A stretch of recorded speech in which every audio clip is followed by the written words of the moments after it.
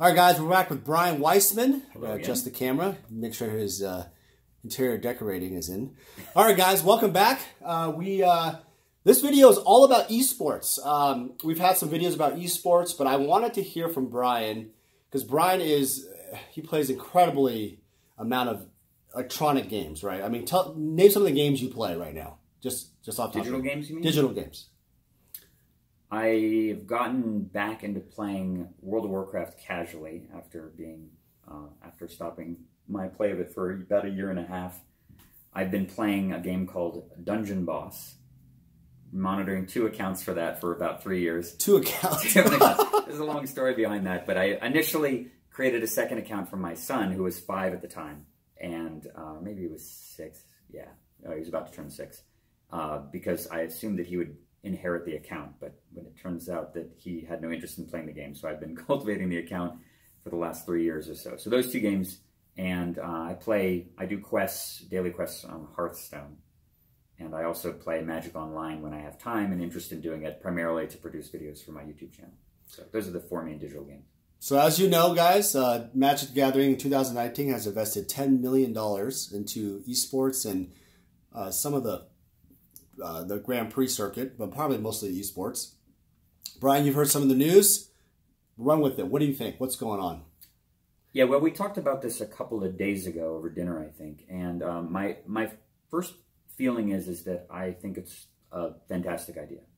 When I first started playing Magic professionally, and what I mean professionally is that my livelihood depended on the outcome of the games that I played. I would say that was mid-1994, actually, about more than a year and a half before the actual Pro Tour started. And I've told this story before, but in case other people haven't heard it, back in the day, if you were a professional player, you played for ante. Not random ante out of your deck, but ante that was basically a predetermined wager, an agreement between both the players about a card, or sometimes multiple cards, that would be handed to the winner of a game or maybe a 2 out of 3 match. And there were numerous players like this. There was a famous article that I think appeared in the Duelist magazine in 1994 about a guy named Chip Hogan. And it was, the title I still remember, is something, I believe it said that the family that plays together stays together. And Chip Hogan and his wife, and I think his child, were road tripping around the country, going to Magic stores and playing people for ante and playing in tournaments. And he was making a living doing this. Never heard the story. Maybe not, yeah. I mean, Chip Hogan has been forgotten, lost to the ages. But Chip Hogan was the first, he wasn't an esports player, but he was the first pro Magic player that anybody knew about. He went around the country, cross country with his family? With his wife and his child, yeah. Road tripping around in a station wagon with a bunch of Magic cards in the car, playing people for ante at local game stores and going to tournaments and stuff. This is how he made his living. This is how he made his, he was trying to be the pioneer of the first pro Magic gamer, long before there was a Pro Tour. I never traveled around doing that. I just traveled around the Bay Area and played. But there was enough competition because the Bay Area was such a nexus of players that I could find plenty of opponents to play for ante to make a decent living. And honestly, when you consider how much the cards that we wagered back then are worth today, I was playing for ridiculously high stakes. I've told this before about an ante match I played against a guy from LA, where I won 4 Beta Tundras off of him in about an hour. And he was wagering? He was wagering a Beta Tundra every time. I was wagering a revised fork against his 4 Beta Tundras, one at a time. Incredible. Until I had won all 4 of them. So yeah, that was, I mean, based on the current price of Tundra, it was like a $10,000 ante match over the span of an hour. And I've heard crazy stories. A friend of mine who lost 40 plus black border dual lands, beta and alpha dual lands, and a Lotus to some Italian player in the span of a few hours of playing ante games, like going double up for nothing every time and losing and losing and losing. And by the end of it, losing something like 40 lands, and then being gutted that he had lost $1,000 worth of cards. So obviously, as a pro player, and like with esports now, they're obviously upping the amount of money. Yeah, well, back then you get nothing. Well, the reason why I'm mentioning this is that it's putting it into perspective. If you wanted to be a pro player in 1994 as a Magic player, this is the lifestyle you had to do. You had to play for ante. You had to risk your livelihood. You had to travel around. That's what you want to do. Then they introduced the Pro Tour, and the Pro Tour was for the very first time an opportunity for Magic players to go out there, not only prove themselves on a broader stage, but also parlay all the work and time that they had invested in the game into monetary return. So I remember at the time in 1996 when it came out, I just... The first Pro Tour, right? Yeah, the first Pro Tour. I actually didn't attend the first Pro Tour, which was in New York. The inaugural one was in New York. I played in the second one. I think that nearly anybody who wanted to could have gotten qualification for the first one, but I had no money at all. I had no ability to even travel out to New York to play in it. I did a lot of playtesting, and in fact, Graham Totomer, who won the juniors tournament, basically played a carbon copy of my Necropotence deck that I had developed while playtesting in Santa Barbara at the time. But I couldn't go out there and play by myself because I just didn't have the resources to go out to New York and stay there. And but I did tons of playtesting, not only for that tournament, but for subsequent tournaments. I did play in a qualifier and qualified for the next Pro Tour, which was held on the Queen Mary in it's in Long Beach, California. But for me, it represented an opportunity to really get serious about the game. I had just started school up again after a leave of absence at UC Santa Barbara, and at that point, I'd said, okay, well, I've been playing Magic for a few years. It's been fun, and I've been able to be an internet celebrity and travel around and do cool stuff with it, but I kind of need to get serious about my life again. Need to go back to school and work on getting my degree and move forward. And then the Pro Tour gets announced in winter of 1996, right after I started school again, and all bets were off. It was, for the first time ever, I said, okay, well, here's a reason now. Here's a justification, and I can actually point at this to my friends and relatives, particularly my grandfather, who was monitoring my life and wondering what I was doing with my time and with myself, because I had already been in school now for 3.5 years. I'd graduated in 1992 from high school. And he's like, what are you doing with your life? You're still playing this stupid game. But now I could point to that and say, look, Grandpa, look, I can win $30,000 in one of these tournaments. I can go and be on TV. This is a really cool opportunity for me. And this is in 1996, right, where there were only 5 pro events during the year, just the 4 main pro events and then Worlds. And I think the Grand Prix circuit had just begun, but there were barely any of them. The opportunities to make money from the game, to actually support the lifestyle, were really few and far in between. And because of that, it introduced this tremendous level of pressure involved in the preparation. And I took the tournaments extremely seriously, and I put in crazy hours to play test the format to death, to try every single iteration of every single deck that I could think of, to recruit other players to play against. And there were quite a few good players in Southern California to test against, which was very advantageous. But there was no way to play the game online yet. That was still years away. And I think Magic Online didn't debut until 1999 or 2000. That was the first opportunity to actually play the game online. So you had to play against people that were local. And more importantly, the only way to really make money, unless you were willing to do the Chip Hogan lifestyle or play for ante, which I had kind of drifted away from at that point, the only way to make money was on the Pro Tour. And the Pro Tour is extremely tough to make money on because you only get a few shots per year. Magic has a lot of short-term randomness. And the prizes were not commensurate with the amount of time you had to invest, as well as travel and accommodations and so on. And making top 8 was your general aspiration. Winning was sort of an additional layer of goodness that you might achieve. But if you really were prepared and you believed that you had a good shot, you could go into a Pro Tour and hope to make top 8. That's what everyone was trying to do. Well, top 8 at the very beginning, if you finished, I believe, top 5, the money would ratchet up from 4th place. 4th and 3rd paid an additional tier. 2nd place was another tier, and then 1st was a very top-heavy tier. But 5th through 8th paid $4,400. Oh my That's God. it. That was back in the for top 8. Wow. And that's out of a pool of 200. They used to invite 256 players, and then I think that they expanded it to more. But top 8 in a Pro Tour with the best players on earth was incredibly tough, no matter how good you were, no matter how much preparation you did. There was no guarantee. You could work the whole year, be completely prepared, and just go in. You could scrub out in 4 or 5 tournaments in a row. And that would mean you'd have no money the whole year. Guys, and how the hell are you supposed to live off of no money? Guys, pause the video for a sec. You guys, I want you guys to calculate on your calculator food, travel. You had to pay for your own flight. There's no freaking sponsorship. There's no nothing. None of that. There's no Channel Fireball. There's no Channel Fireball. Whatever. There's no Microsoft sponsoring you. Red Bull. Let's be honest. Like the current eSports, whatever. Yeah.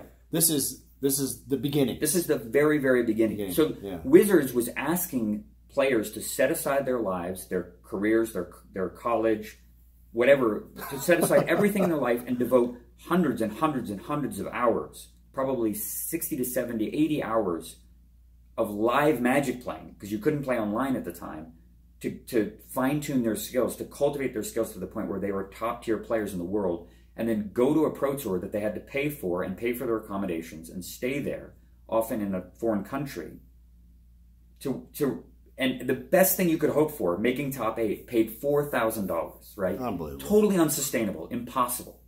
So, and I actually did, relative to my aggregate finish, my average finish across the 3 years that I played on the Pro Tour, which was from 96 through I think, to late 1999, my aggregate finish was actually quite high. I think I earned 70 Pro Tour points, which at the time was substantially more, was worth a lot more than it is now. It's much easier to get pro points. I had 2 top 8 finishes. I had a top 16. I was right out of top 16 in another tournament. And in many of the tournaments, I was right on the cusp, competing for top 8 until the very end, and then would lose a match or two and fall off. But I drafted on final tables, contending for top 8 numerous times. I was always in the thick of it. And despite all of that work and preparation, from the 2 top 8 finishes that I made, $4,400 for top 8 at Pro Tour Columbus, which was a Ice Age Alliances constructed tournament. And then the following season, I made top 8 at the Mirage Visions Rochester Draft Tournament at Pro Tour LA, which was Pro Tour LA number 2, I think. Right. And I got $5,500 for that. So $9,900 between 2 top 8 finishes. Right. The top 16 paid, I think, I don't know, $1,600 or $1,800 or something. Regardless, it's chump change, right? Relative to what the lifestyle costs. So the reason I mention all this is because contrast that to modern day now. The esports explosion has now made playing Magic professionally as a lifestyle, as a career choice, a truly viable thing. Right. By injecting all of this money into the esports environment, Hasbro is saying 2 things. They're saying not only that they're betting the farm on Arena, Magic Arena, which is their newest product, which is clearly designed to compete with Hearthstone. Because as good as Magic Online is as a client, because Magic is so difficult to represent in digital form, Magic Online gets tons of hate, which it rightfully deserves in some respects. But it's it's a monumentally hard task to make Magic work in an online format, because the game was designed for digital or for physical play. And we were talking about this over breakfast, about the idea that there's so much stuff that happens that a program has to account for that it's just automatically skipped in the context of a paper Magic match, like all of the responses, upkeep, draw, every single interaction, right? Well, a program has to give you windows of opportunity to interact during every single little tiny thing that happens. Every time you activate Necropotence, for example, your opponent gets to respond for every life that you pay and every card that's set aside, and you have to respond to the card being set aside. It's absurd, right? Right. And when you play Necro in real life, you go, okay, I'm going to Necro for 5. Your opponent doesn't go, wait, stop. I'm going to respond to the 3rd activation of that and do something, right? None of that exists. So with Arena, they're trying to compete with Hearthstone, which has a monumental presence in digital online card game space. They've made a flashy, animated client that's totally different from Magic Online. Of course, it suffers because it's a very small pool of cards right now, which means that to a player like me, I play all the legacy formats. I play Commander mostly online, and I have an old school deck online. But because I play Commander online, I want access to the entire card pool of Magic cards that exist. Arena has nothing for me.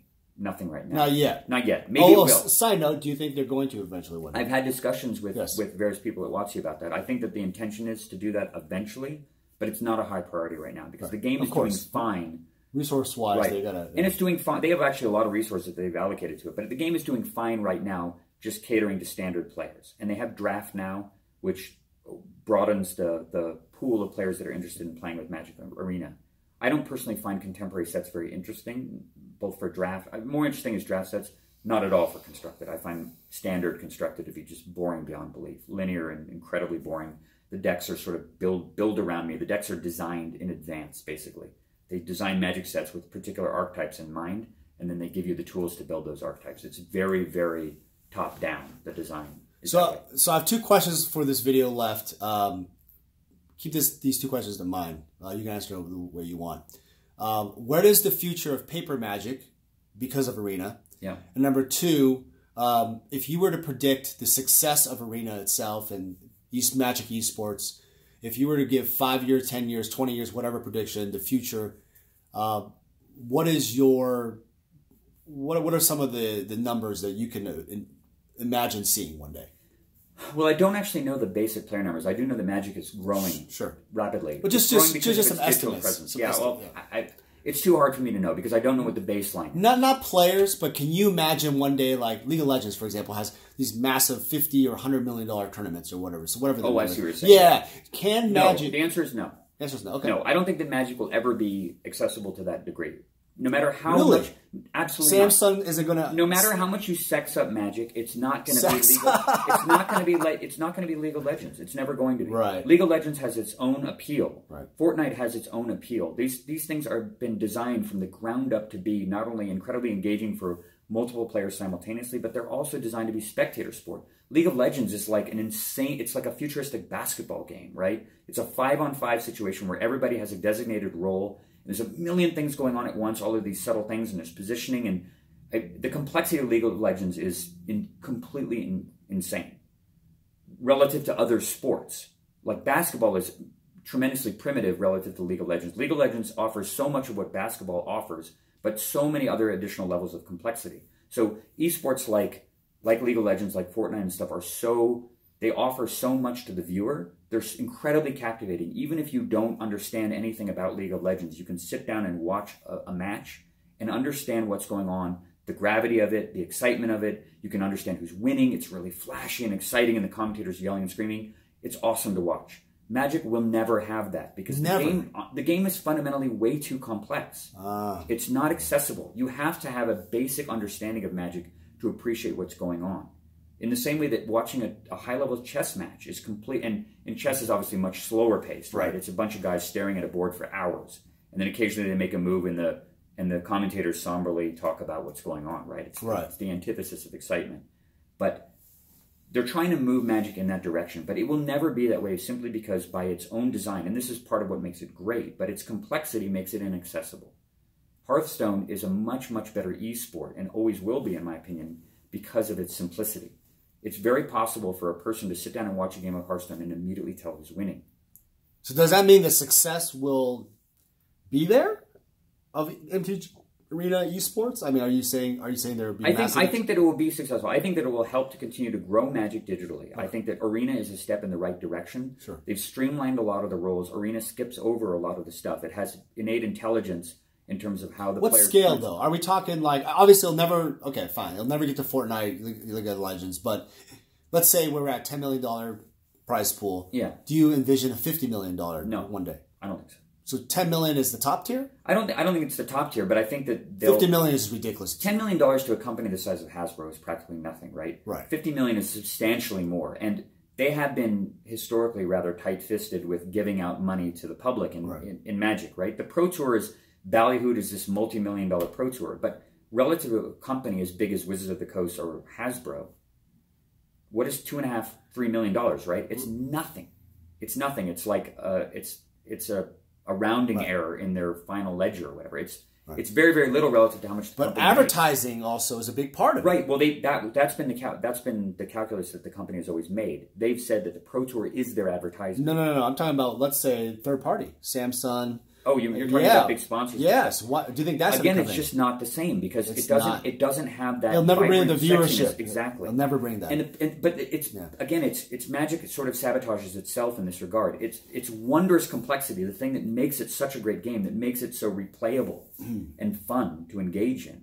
The thing that makes a player like me. I've been playing Magic for 25 years now. I still love it. Every time I sit down to play a game of Magic, I'm excited about what's going to happen. I'm excited about the outcome. I care about the outcome. That's because the game is so incredibly complex. I love the fact that I can exert my will as a player. I love the fact that I can be creative in the context of a game, that I can... Every game is a puzzle, trying to figure out, how do I win this game? Right. I mean, not every game, right? But the games that are interactive are the games that we played yesterday. The old school games it's been solved in the way, but it's just... Yeah, every game is this incredible labyrinth of decision-making, right? And thinking ahead, and there's no way to convey that in the context of esports. Exactly. There's just no way for Magic. For Magic, right? The commentators can't do it. They can talk, they can speculate what the players might be doing, but they can't get inside the head of the players. And there's no way to really make it exciting enough to make it like this giant thing where everybody wants to go to an arena and cheer and scream and yell, right? The other esports have a big advantage over that. I think that Magic is moving in the right direction with promoting Magic as an esports channel. I think it will recruit many more people to the game, which in turn will massively aid the paper version of the game, because people don't always want to play online. So let's segue into that because we're about to miss our flight. Tell us exactly in about 3 minutes or so the paper version. People have speculated it's going to die, completely die, sell out now. Complete bullshit. I don't believe that at all. So tell me your take, 3 minutes or less, whatever. Why? Right. Well, it's because the online version of the game, the digital version of the game, will never satisfy that huge swath of players that the paper version caters to. The people who go to Friday Night Magic, they look forward to it all week. They want the social interaction. They play Commander against 3 other players. That's how they enjoy Magic. They love to sit down, play live against a bunch of players. Commander is one of the biggest ways that Magic is played these days. There's no substitution for that online. I don't know how many people who are watching have tried to play a game of Commander online. It is a nightmare. Annoying. Absolutely. You have to wait for everything that every person does. Whenever anybody does anything, all the other players have to say, okay, I'm not going to respond to you tapping your creature to add 2 mana or to deal a point of damage to my guy. When someone uses Necropotence online, every person either has to auto-yield or acknowledge that that person paid a lot. It's insane to try to play multiplayer online. So playing in-person live has a huge appeal to millions and millions and millions of players. I don't think that esports will ever supplant or replace that. So my friend Jeff from New York, Jeff, you're listening to this, I'm sure you'll know this. The question really is this. He believes that Magic will die to digital eventually because of the fact that the newer generation will no longer give a shit about the cards because the world is becoming digital. You grow up digitally, you don't care about the paper. What do you say to that? The kids growing up playing, let's say, Magic Arena, will they grab the paper? Jeff needs to go to a Magic store. No, but will they grab the paper? They will. Even though they like Magic Arena is so accessible. Absolutely. Okay, yes. so you're saying because physical cards honestly have a quality to them that is so far beyond any digital experience. Right. Kids love to open booster packs. How fun is opening a booster pack online? I click on a thing and it goes and you see some stuff on screen, you click on and they go into your collection, you forget about them. Opening physical cards, there's nothing equal to that. Anybody that's just go to freaking Open Boosters channel, right? Yeah. Millions of people log into his channel to watch a guy open physical booster packs, to enjoy that experience vicariously, right? It's so fun to actually handle physical cards. Right. People will never stop loving that. The smell of them, the feel of them. The collecting. The art, the collecting, exactly. The art. Prints. You can't replace that experience digitally. You just can't. There's definitely going to be a niche of players who only play the game online, and that's been the case for almost 20 years. Magic Online, I think, came out in 2000. People said when it came out, it's going to kill the paper game. No one's going to play the paper game. Was already argument before? Yeah, absolutely. Okay. People were wringing their hands and saying the sky's falling back in 2000 when they announced Magic Online. They said, wait. Why would I play with physical cards when I can just get a game 24 hours a day online? You're going to kill your paper version of the game. Oh, my God. And what happened, right? It just managed to grow the game in both directions. Right. So that's the last part. Is it going to grow it? It will, Magic, yes, absolutely. Esports will grow Esports and a better digital presence, a digital version of Magic will grow the paper game too. They will both grow together. Will there be eventually a better mobile version to play Magic that's exceptional? I would love to see that. I would love to be able to play Magic on my iPad. Will you guess that there will be? Yes. It's almost the direction you have to go. I think that there will be an iPad version, like a mobile tablet version of Magic. I would love that because for the last 5 or 6 years I've been playing a game called SoulForge on my iPad because it gives me something to do while I run on many miles on a treadmill. Right. And SoulForge is closing down in about 4 days, forever, probably. Right. So I have nothing to play on my iPad anymore because I don't want to play Eternal, and I don't really enjoy playing Hearthstone. So if they made a digital version of Magic that I could play on an iPad, I'm very happy. All right, guys, thanks again. We're going to go to the airport. It's really exciting, guys. We're going to have more videos about this $1.5 million plus art deal we just completed. Brian has been very nice to come spend the time to just talk about Magic. We played a lot of games, had a lot of great interactions in some of the games. And you guys, we're also going to the NoobCon together. Are you excited about that? I am. In Sweden. He's going to buy tickets. And he's so excited to have one strip mine, but we'll talk about that later. Are you excited? You know how I feel about it. All right, guys. Here's the beautiful artwork. Enjoy. We'll have more videos and pictures. Take care and have a great day.